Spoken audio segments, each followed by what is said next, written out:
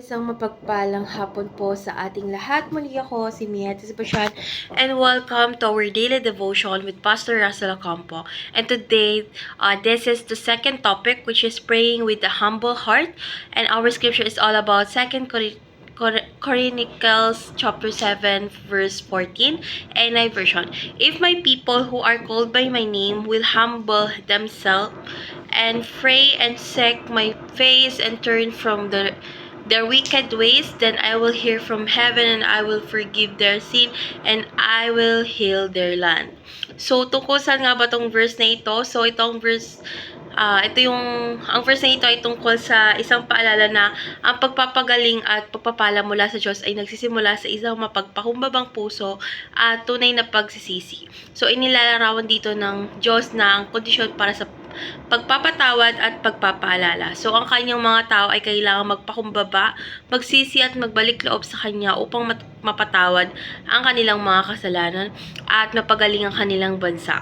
So, tinuturo nito na sa kabila ng ating likas na pagkahilig sa kasalanan at kalikuan, ang Diyos ay handang magbigay ng pagpapatawad at pagpapaala sa sino mang magpapakumbaba at magsisisi.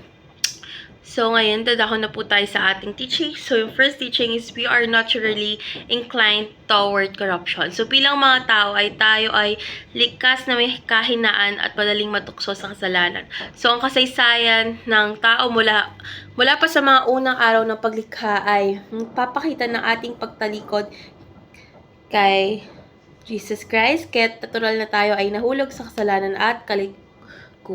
So, second is we need humility and repentance. So, ang Diyos ay naghahanap ng mga pusong mapagpakumbaba, ang mga taong handang aminin ng kanilang mga pagkakamali at magbalik loob. So, hindi sapat ang magdasal lamang. Dapat tayong kinakailangan na tunay na pagsisisi at pagpapakumbaba sa harap ng Diyos upang maranasan ang kanyang pagpapatawad at pagpapala.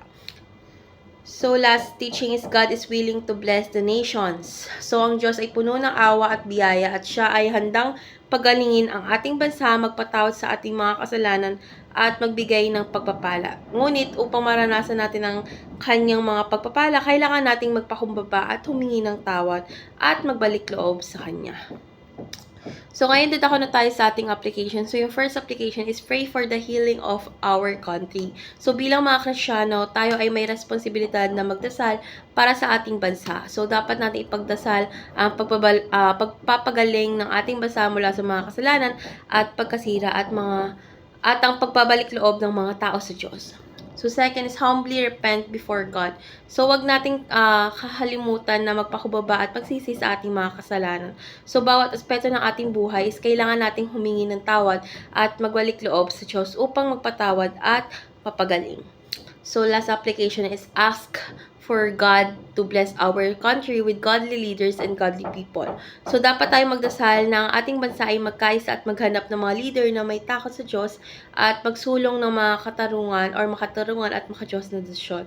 So, dapat natin ipagdasal na ang mga tao ay magkaroon ng pusong tapat sa ating mahal na Diyos at magsilbing liwanag sa ating lipunan.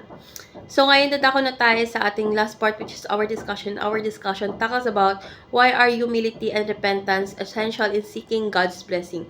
So, yung pagpapakumbaba at pagsisisi is mahalaga dahil ito yung nagpapakita ng ating pagkilala sa ating kalagayan bilang mga makasalanan at nangangailangan ng biyaya ng Diyos.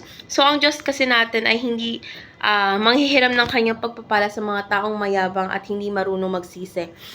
So, sa pamamagitan ng pagpapakumbaba is tinatanggap natin ang ating mga pagkakamali at nagpapakita tayo ng bukas na puso sa pagtanggap ng kanyang pagpapatawad. So, ang pagsisisi naman ay isang pagpapakita ng ating pagnanais na magbago at mamuhay ayon sa kalooban ng Diyos. So, kaya't nagiging handa tayo upang tanggapin ang kanyang pagpapala at pagpapatawad. So, ang pagpapakumbaba at pagsisisi ay hindi lamang personal na activity, kundi isang collectives na hakbang na kinakailangan natin sa pagpapagaling ng ating bansa. So, kung ang buong buhayan ay nagpapakumbaba or magpapakumbaba at magsisisi sa harap ng Diyos, magbubukas ito ng pintuan para sa kanyang pagpapala at pagbabalik loob sa ating lipunan. So, let's pray po. Aming Diyos, kami ay nagpapakumbaba sa iyong harapan. Lord God, humihingi kami ng tawad sa lahat ng aming pagkakamali.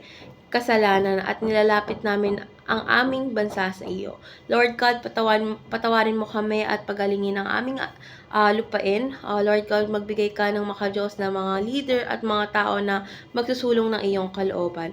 Lord God, tulungan mo kaming mamuhay ng may pagsisisi, pagpapakumbaba at katapatan. In Jesus we pray, Amen.